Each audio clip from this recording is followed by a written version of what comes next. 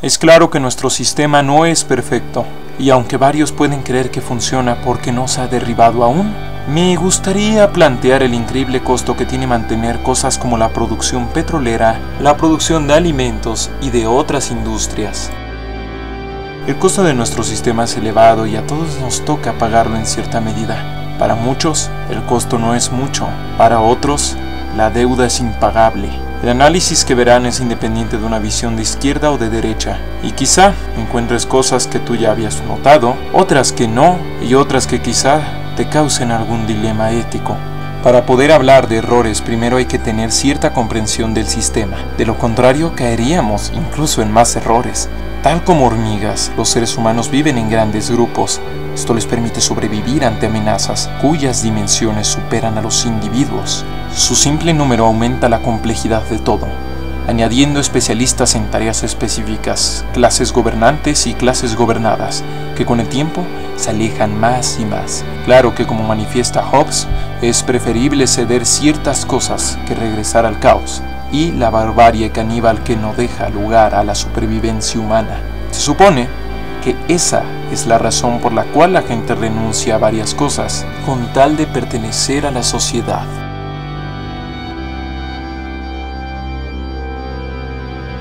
Sin embargo, para gran parte de la población no hay ninguna garantía de que recibirán algo a cambio de aquello a lo que han renunciado. El gobierno tiende a concentrarse en conceder esta seguridad a los poderosos con tal de que estos le ayuden a subsistir. Esto nos lleva al primer error: gobierno de intereses. Un gobierno se cuida las espaldas y con el tiempo vela más por el Estado que por los pobladores, pues el Estado es la fuente de su poder principal sobre las riquezas y las capacidades de las personas agrupadas bajo una nación.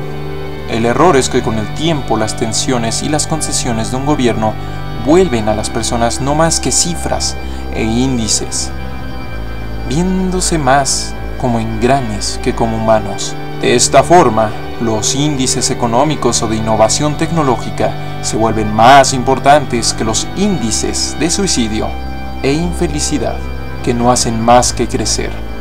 Pues el bienestar es una estadística que comúnmente no relacionan con la eficiencia y los niveles de producción. Propiamente, el horizonte citadino de Dubái, ese que muestra tanto progreso y avance económico, ha sido construido por manos al borde de la esclavitud. El descontento social va causando lentamente todos los factores necesarios para un estallido violento. Sin embargo, estos estallidos violentos no siempre llevan a un mejor lugar, no siempre traen beneficios para alguien, pues en medio de una revolución toda idea puede ser secuestrada o subvertida, pues no olvidemos que una revolución es aceptar a la espada como constitución y electora de quien poseerá el poder. Recordemos que supuestamente la Revolución Francesa era el movimiento de la fraternidad y que luego pasó a convertirse en la era del terror. Este error conlleva una lenta degradación del gobierno y de los gobernados y un lento empoderamiento de aquellos con los que el gobierno se va aliando para mantenerse arriba. Bien, pasemos al siguiente error: educación y formación. Normalmente se dice, la educación es el camino, pero ¿quién educa? ¿Y para qué educa? No hemos de olvidar lo que decía Iván Illich: la educación es un instrumento del Estado, tanto para determinar el valor del conocimiento como para determinar qué debe saberse y qué no. Por ejemplo, en Corea del Norte el Estado determina que la gente debe saber sobre la vida de los 3 líderes que han tenido hasta ahora. Y claro, que todo lo que ha hecho y hará el régimen está justificado por la lucha contra Estados Unidos. En otros países el primer error que menciono es llevado al extremo, pues en países como en Japón, las humanidades son carreras que se planea dejar en un estado de casi desaparición para poder centrarse en la tecnología y los negocios. Por cierto, Japón tiene graves problemas de natalidad y suicidio.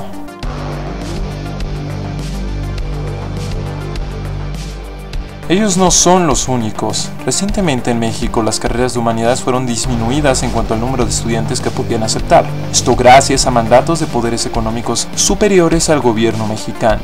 Es también de antología que los supuestos revolucionarios pidan más educación, pues esta es una herramienta del Estado al que dicen odiar demasiado. Sobre los fallos y problemas de la educación hay mucho que decir, y para eso sería mejor hacer un video aparte. Gobierno, ese que muchos vitorean y detestan, tiene un peso excesivo sobre el conocimiento que tendrá mayoritariamente una nación. El efecto secundario de esto es que las personas terminan confundiendo el aprendizaje, el conocimiento y la comprensión con el acto de asistir al salón de clases, o confundiendo el valor de algo como la filosofía con el salario que podrían recibir de estudiar una carrera relacionada a la misma. De esta manera, pensamientos surgidos en esferas de élites económicas y políticas se transforman en pensamientos de los gobernados. Pero, ¿cuál es el problema de ser gobernado así?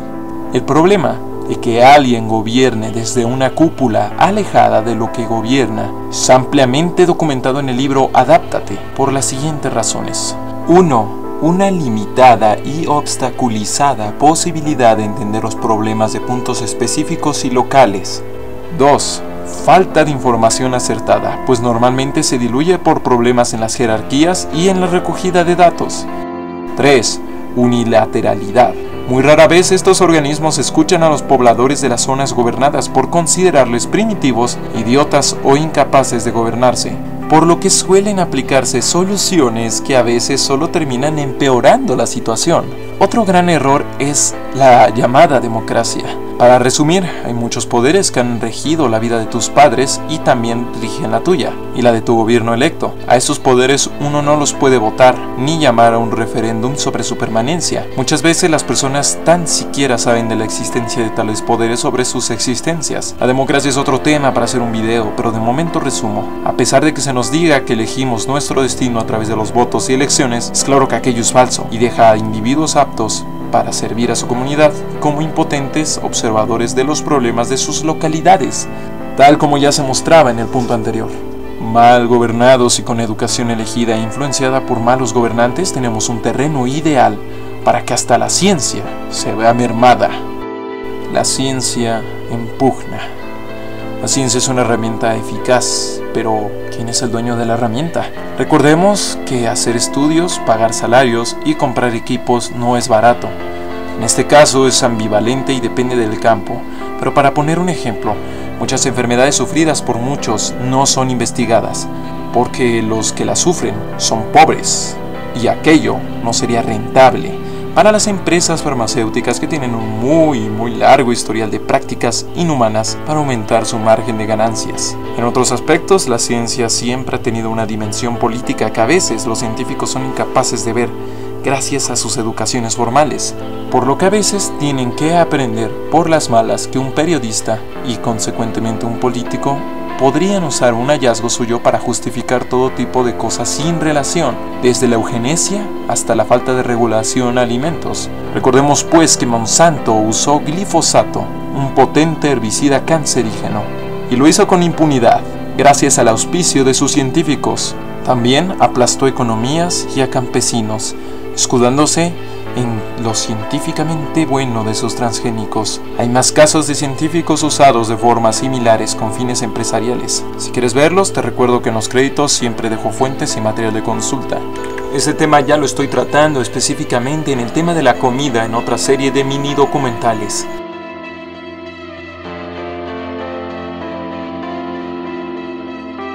En un sistema donde los gobernantes, ni aun queriendo, pueden gobernar bien, tendrán muchos problemas con sus gobernados, a no ser que usen todo tipo de estrategias para mantenerlos a raya.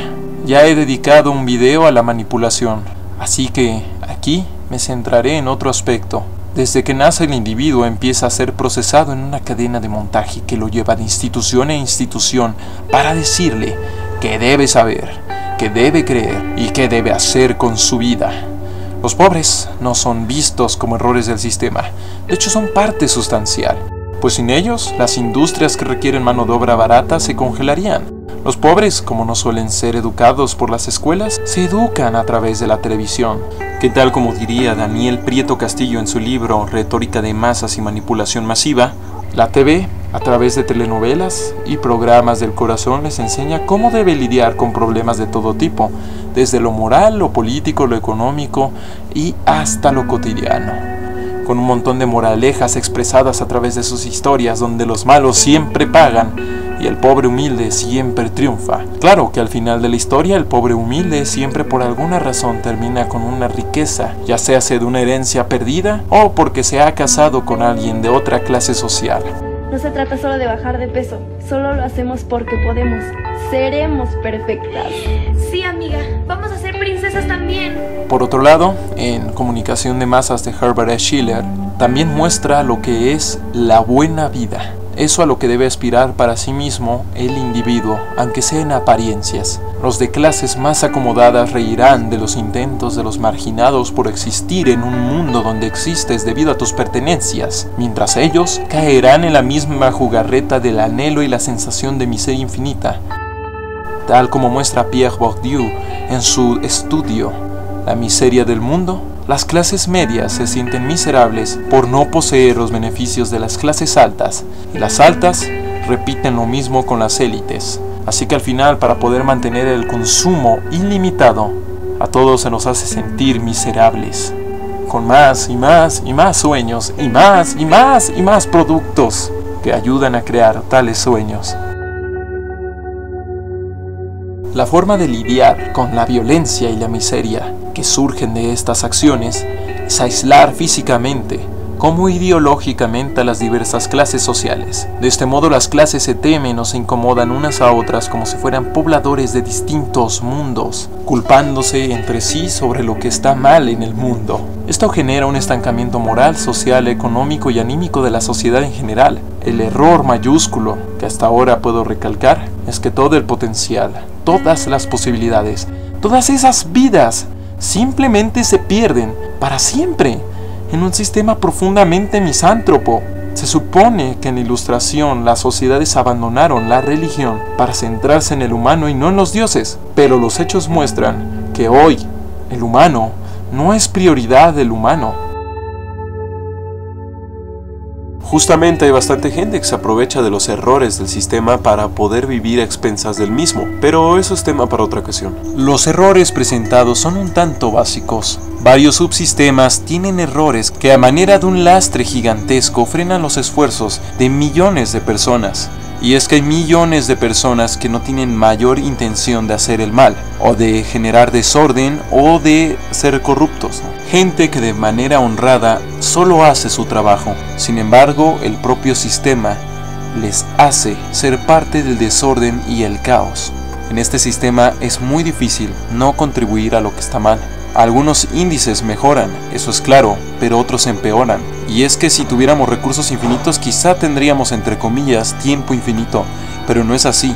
Tenemos recursos finitos que cuando se acaben nunca podrán ser sustituidos, pues los necesitamos incluso para desarrollar tecnologías que los sustituyan. También por otro lado está el violento choque de culturas actual y los distintos intereses de poder que terminan generando guerras sangrientas que no solo retrasan esfuerzos de paz, sino que también retrasan esfuerzos científicos. Y es que el sistema es muy complejo y muchas cosas aparentemente inútiles podrían derribarlo todo si desaparecieran.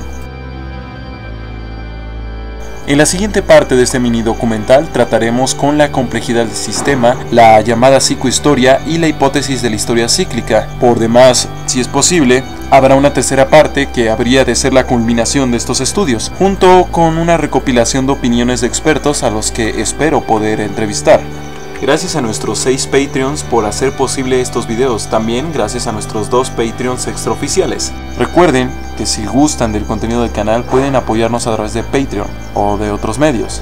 Si eres Patreon y no has revisado la página principal o tu inbox, no te olvides que se te ha enviado un link con la versión extendida de este mini documental. Muchísimas gracias, se despide Esquizofrenia, la realidad es frágil.